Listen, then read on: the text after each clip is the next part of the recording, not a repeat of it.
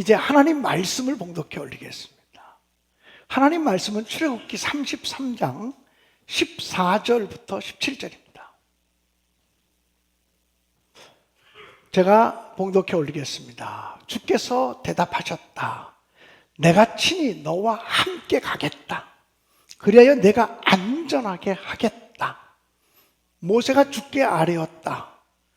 주께서 친히 우리와 함께 가지 않으시려면 우리를 이곳에서 떠나 올려보내지 마십시오. 주께서 우리와 함께 가지 않으시면 주께서 주의 백성이나 저를 좋아하신다는 것을 사람들이 어떻게 알 수 있겠습니까? 주께서 우리와 함께 하심으로 저 자신과 우리 주의 백성이 땅 위에 있는 모든 백성과 구별되는 것이 아닙니까? 17절이요. 주께서 모세에게 말씀하셨다. 내가 너를 잘 알고 또 너에게 은총을 베풀어서 내가 요청한 이 모든 것을 다 들어주마. 아멘. 집에서 텔레비전 방송을 보다가 이혼 숙녀 캠프 그런 프로그램을 본 적이 있습니다.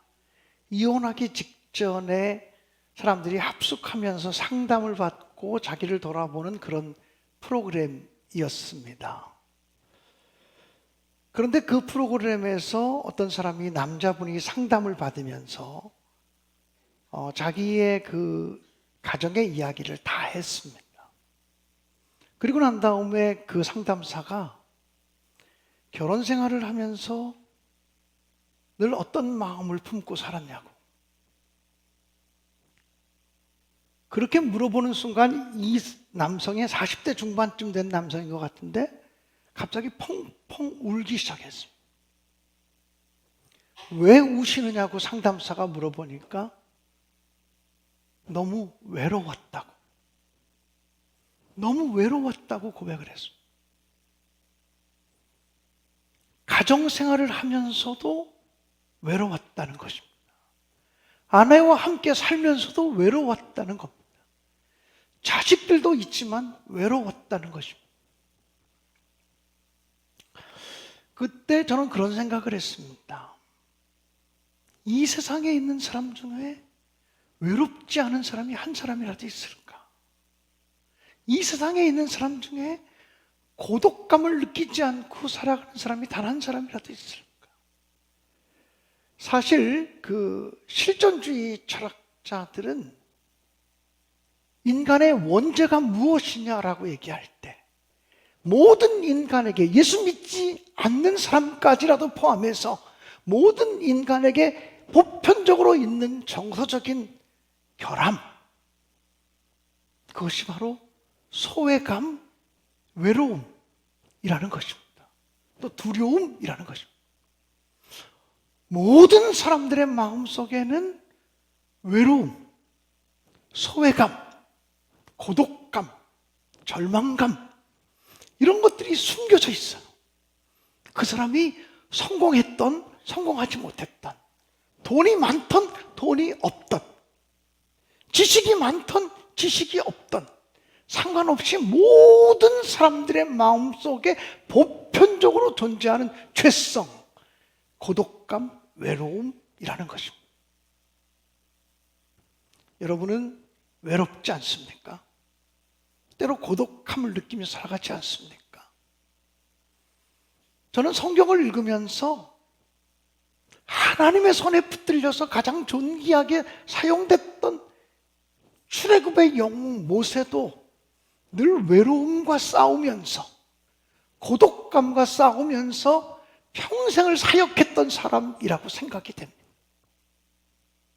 그는 하나님의 부르심을 받은 것이 너무나 분명하지만, 하나님의 지도자로 쓰임받고 있는 것이 너무나 분명하지만 그의 삶 속에는 언제나 고독함, 절망감, 외로움 이런 것들이 떠나지 않았습니다. 오늘 제가 성경 본문으로 선택한 출애굽기 33장, 그보다 앞에 있는 출애굽기 32장에 보면 모세가 시내산에 올라가서 하나님의 십계명을 받기 위해서 40일 동안 산 꼭대기에 머물러 있게 됩니다. 그런데 산 아래에 있는 이스라엘 백성들은 아무리 기다려도 지도자 모세가 내려오지 않으니까 하나님이 자기들을 버리셨다고 하는 절망감과 고독감에 휩싸이게 됩니다. 그래서 그 고독감을 이겨내기 위해서 금송아지를 만듭니다.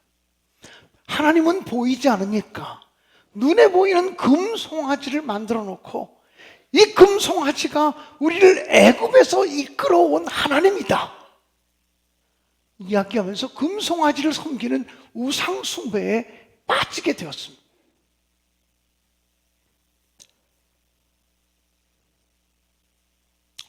그것을 바라보는 하나님의 마음이 얼마나 아프셨을까요? 하나님은 이스라엘 백성들에 대해서 분노하시면서 이스라엘 백성들을 모두 그 광야에서 진멸하시려고 하였습니다. 그런데 모세가 생명을 걸고 하나님께 기도합니다. 하나님, 이스라엘 백성들을 살려주세요. 우리 이스라엘 백성들을 진멸하지 말아주세요. 차라리 하나님의 기록하신 책에서 제 이름을 제버리시는 한이 있더라도 이 백성은 좀 살려주세요. 저는 이 모세의 모습을 보면서 진정한 영적 지도자는 이래야 된다라는 생각을 가지면서 부끄러움을 느낍니다. 차라리 화를 내가 당할지라도 내 백성만은 구원시켜 주세요. 차라리 나의 이름을 하나님의 생명책에서 제버리시는 한이 있더라도 이 백성은 살려주시고 구원해 주세요. 이렇게 기도했습니다. 하나님께서는 모세의 기도를 받으시고 모세에게 뭐라고 말씀하셨냐면, 그래, 내가 이스라엘 백성을 죽이진 않겠다. 네가 이 백성을 이끌고 가나안 땅으로 가라. 근데 나는 이 백성에게 실망해서 함께 가지는 않겠다. 이렇게 말합니다. 이 백성을 이끌고 가나안 땅으로 가라. 근데 나는 함께 가지는 않겠다. 그 얘기를 듣자마자 모세는 다시 납작 엎드립니다. 신명기에 보면 특별히 엎드린다는 표현을 참 많이 쓰거든요. 모세가 엎드렸다, 여호수아가 엎드렸다. 이 엎드렸다라고 하는 표현은 하나님 앞에서 철저하게 자기를 낮추며 회개하는 모습을 표현합니다. 겸비한 모습을 표현하는 거예요. 바짝 엎드리면서 모세는 기도하기를, 하나님이 함께 가지 않으면 우리도 가지 않겠습니다. 하나님이 함께 가셔야 우리도 가겠습니다. 하나님은 함께 가지 않으시면서 우리만 가라고 말씀하지는 마십시오. 그때 하나님께서 모세의 납작 엎드려서 기도하는 모습을 받으시고 그 다음에 다시 하신 말씀이 오늘 본문의 내용입니다. 오늘 본문의 내용에 보면 크게 세 가지를 하나님이 약속하셨습니다. 첫째는 내가 친히 가리라. 내가 친히 함께 가리라. 이렇게 말씀하셨습니다. 하나님께서 이스라엘 백성들에게 분노하셔서 내가 이스라엘 백성과 함께 가지 않겠다 말씀하시던 시점과 모세가 납작 엎드려서 기도하고 간구하는 소리를 들으시고 내가 함께 가겠다, 내가 친히 가겠다 라고 말씀하시는 그 사이에 이스라엘 백성들에게 어떤 변화도 나타나지 않았습니다.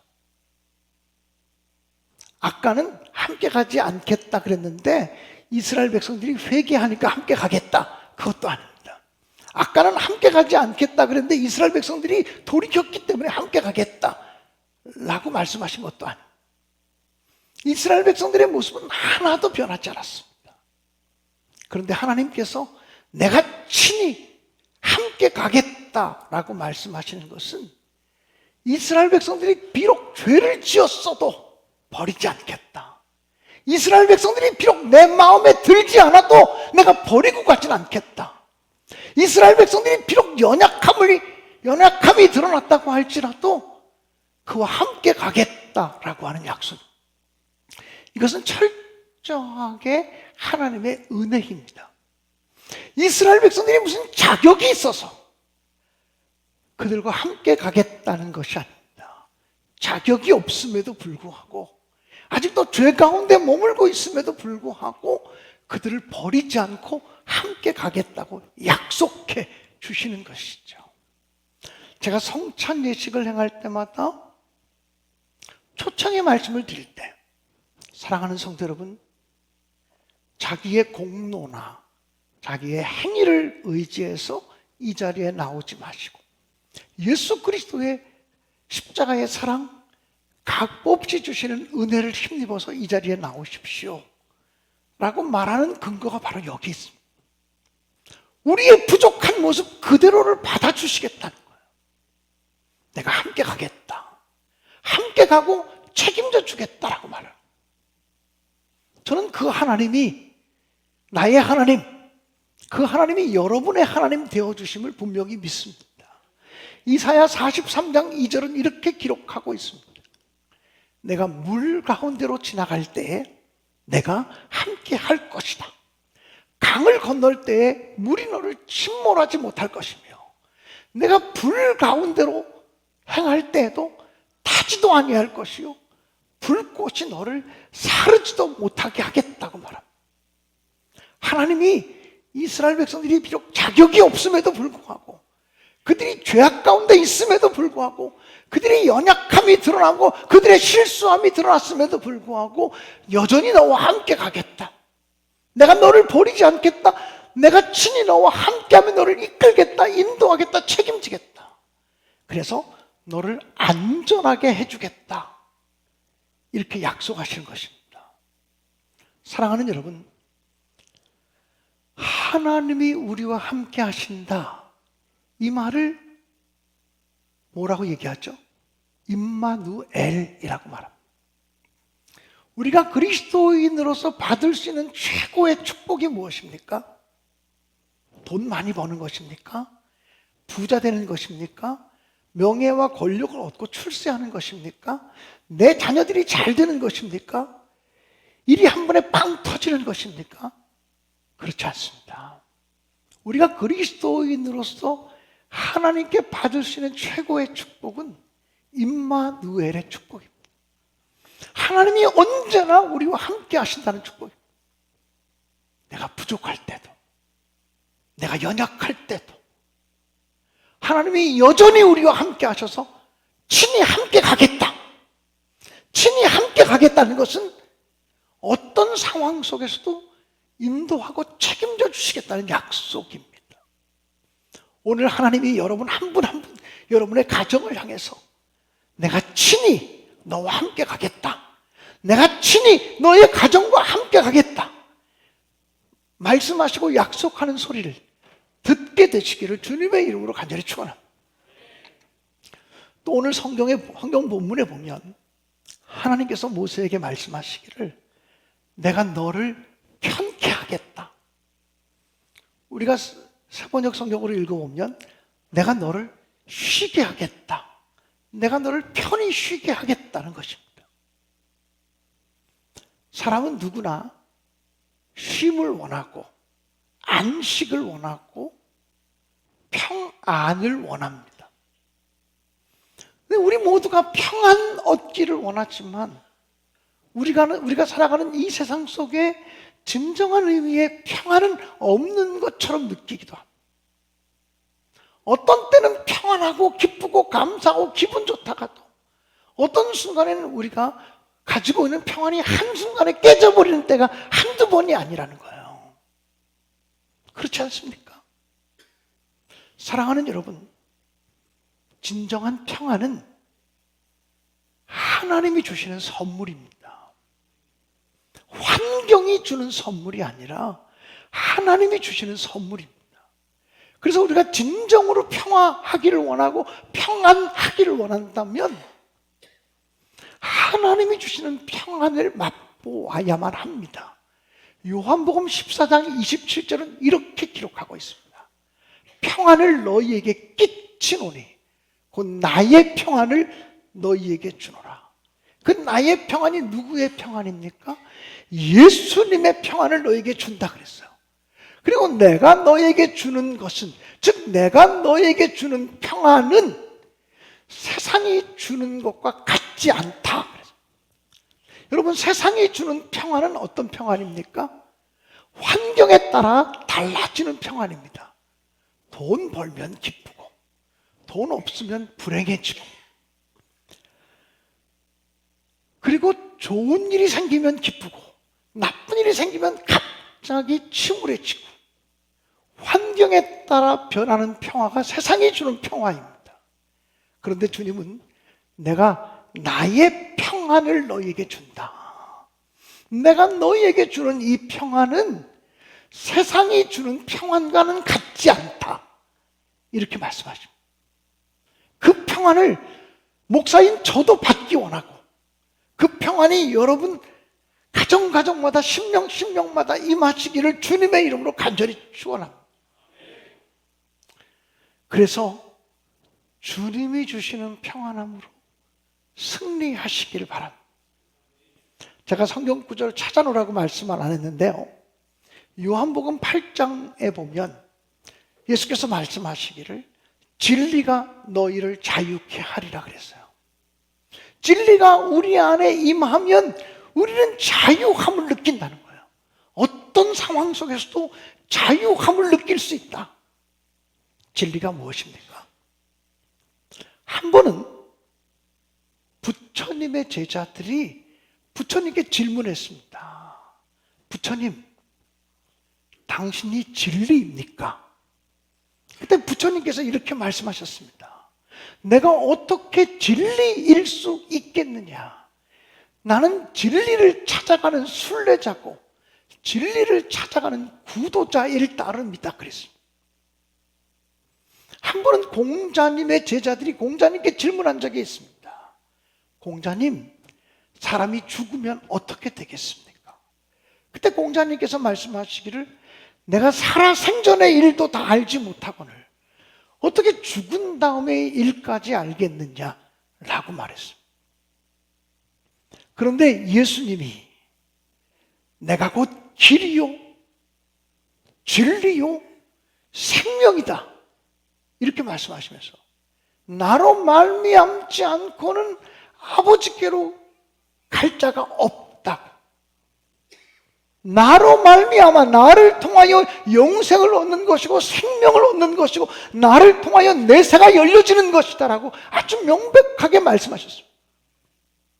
인류의 위대한 스승인 부처님도, 인류의 위대한 스승인 공자님도 본인이 진리가 아니라고 말씀하셨는데, 진리를 찾아가는 순례자일 따름이라고 말했는데, 33살밖에 인생을 살지 않았던 예수 그리스도가 내가 길이다, 내가 진리다, 내가 생명이다. 이게 예수님이 허풍스러운 말을 하셨든지 그 말이 진짜 진리든지 그렇지 않겠습니까? 예수님의 말씀이 진짜 진리가 아니라면, 그 말이 정말 거짓말이라면 거짓말은 시간이 지나면서 다 드러내게 돼 있어요.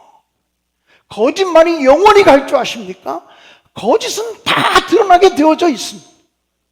우리가 그 사실을 믿지 않습니까? 예수가 진리가 아니셨다면 2000년 역사 동안 기독교가 이렇게 유지될 수가 있었겠습니까? 예수가 진리가 아니라면 예수를 위해서, 복음을 위해서 목숨을 내걸고 순교하고 헌신하는 사람들이 2000년 역사 속에 줄을 이을 수가 있었겠습니까? 2000년 동안 예수를 진리로 알고 살아간 사람들의 그 삶이 모두 거짓된 것입니까? 그렇지는 않을 것입니다. 사랑하는 여러분, 그러므로 진리 대신 예수님을 우리의 삶에 모시고 산다면 우리는 평안할 수 있습니다. 자유할 수 있습니다. 우리가 완전하고 온전하기 때문에 자유하는 것이 아니라 우리를 받아주시는 아버지 하나님의 사랑 때문에 자유할 수 있습니다. 우리를 용서해 주시는 십자가의 은혜 때문에 자유할 수 있음을 믿습니다. 우리 신내교회 모든 성도들에게 하나님이 주시는 평안이 넘치시기를 주님의 이름으로 간절히 축원합니다. 오늘 성경 본문 7절에 보면 하나님께서 모세에게 말씀하시기를 내가 너에게 은혜를 베풀겠다라고 말해요. 너는 내게 은혜를 입은 자다라고 말해요. 그리고 19절에 보면 하나님은 은혜를 베풀 자에게 베푸는 분이다라고 말해요. 사랑하는 여러분, 실상 우리 삶 속에 많은 문제와 많은 고난들이 있는데 사실은 고난이 문제가 아니라 고난을 뚫고 나갈 만한 은혜가 우리에게 부족하기 때문에 문제인 경우들이 많습니다.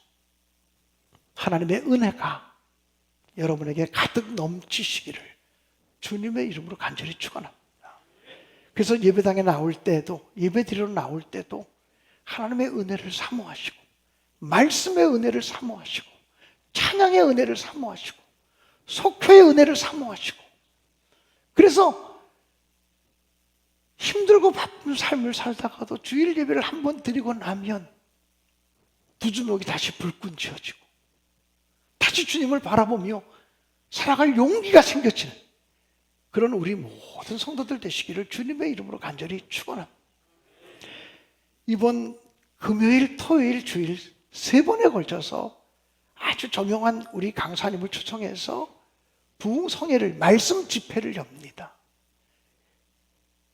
이번에 3번 동안의 말씀 집회를 통해서 우리 성도들에게 큰 은혜가 임했으면 좋겠다, 이렇게 사모하는 마음으로 벌써 한 5, 6개월 전에 강사님을 초청해서 부흥성회를 준비하고 있는 거예요. 시편 42편 2절에 보면 이렇게 기록되어져 있습니다. 하나님이여, 사슴이 시냇물을 찾기에 갈급함같이 내 영혼이 주를 찾기에 갈급하나이다. 은혜는 어떤 사람에게 주어집니까? 갈급한 마음으로 사모하는 자들에게만 은혜가 주어진다는 거예요. 주일 예배를 나올 때도 은혜의 갈급한 마음, 은혜에 사모하는 마음이 있어야 그 사람의 마음속에 주님의 은혜가 부어질 수 있다는 거예요.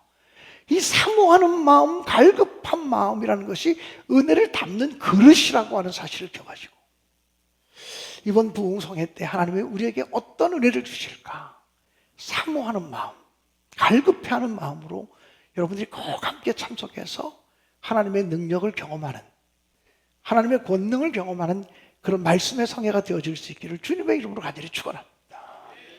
그래서 여러분이 성회가 끝나고 난 다음에 목사님 이번에 강사님을 통해 정말 큰 은혜 받았어요, 고백할 수 있는 놀라운 역사가 임하기를 주님의 이름으로 축복합니다.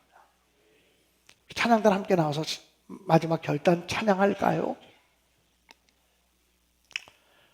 마치